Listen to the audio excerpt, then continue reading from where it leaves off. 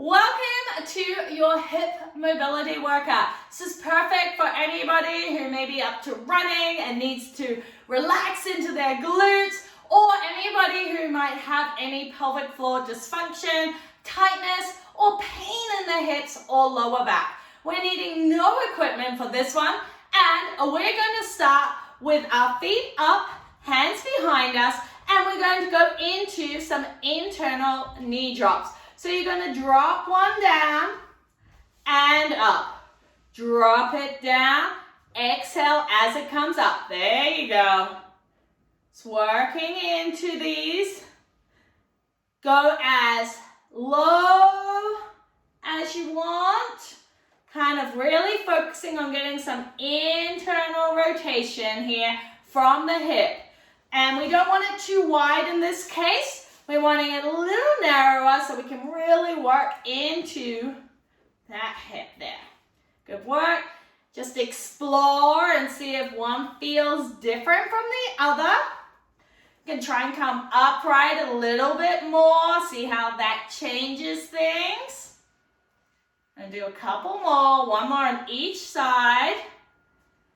And then I want to drop into more of a mermaid position. So that's that 90-90. And then again, we're going to rotate open and drop it down. So now we're working into some external and internal rotation work. Opening it out, dropping it down. Opening it out, dropping it down. Take your time, feel that bit of internal rotation there. Explore the movement. We're just starting and warming up into our hips. If you want to go slower, you can. Just take your time. And move in and out of this range. Do one more on the other side. Rotating it around. And this time we're going to work with the same movement, but we're going to lean forward, reach forward. Feel that great stretch in the deep butt area. Bit more intense on that internal rotation. Feel really good working through this. You'll feel it in that front deep butt. You can kind of play around as well as to what position you want to lean over that knee. See where you feel different things.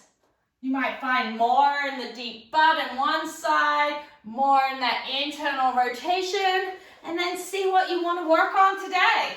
It's all about just moving and feeling good. Loosening up into those hips, allowing them to move. We're going to stop in this position and as 90-90 as you can. I've got fluff on my legs, that's why I never wear black. I want you to think about lifting up that back leg. You should feel that rotation happening in the hip. It's not about just lifting the foot up and moving in the hip.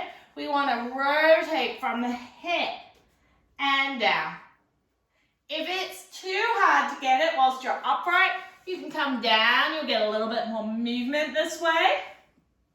Let's kind of find that sweet spot for you so you can feel that internal rotation. You'll get a little glute pinch as well. And now moving over to the other side to repeat on this side. And up and down. Again, you may find one side has more rotation than the other. This side for me isn't as easy to rotate. I'm going to lower it down a little bit so I can still work into that hip and just kind of play with it. That's what this is all about. Remember, your range will be different from mine. You just go to where you feel just like you've just hit the end, but there's no pain, and then come out of it again. Awesome. Coming out of that, we're going to go into a runner's lunge. So that means that we're bringing that one foot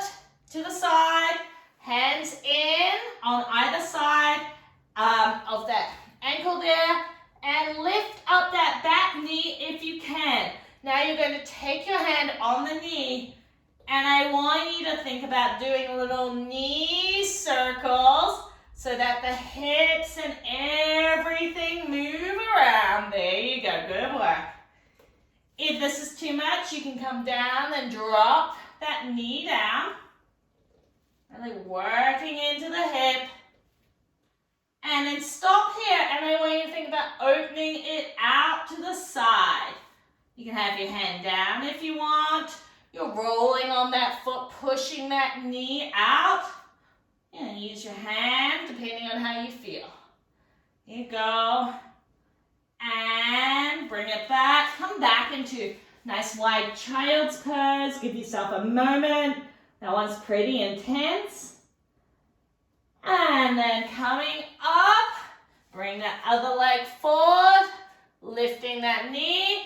Remember, if you want, you can keep it down, really working in, getting a good rotation and movement in that hip.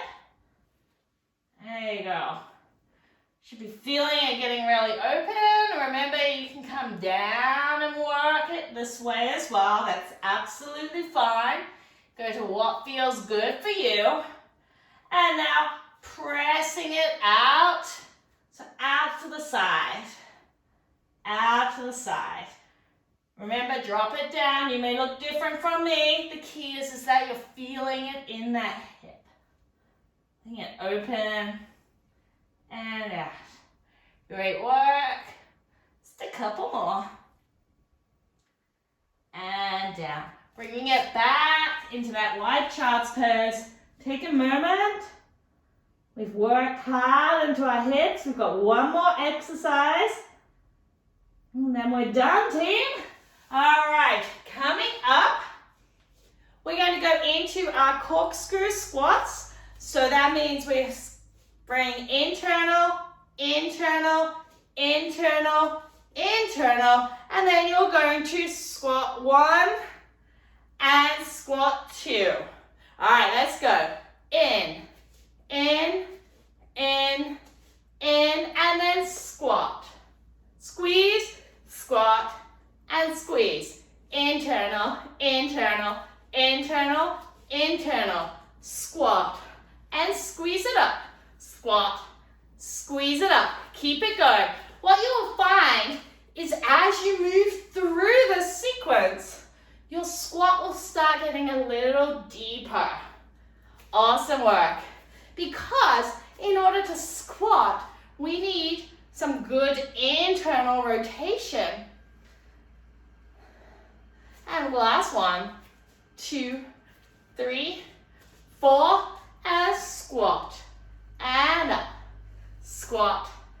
And up. Great work, team. Shake it out. If you enjoyed that workout, make sure you hit that subscribe button so that you are notified when new workouts are released. And check out Confident Fitness for Mums, where there are hundreds of diastasis and pelvic floor safe workouts and monthly calendars to follow.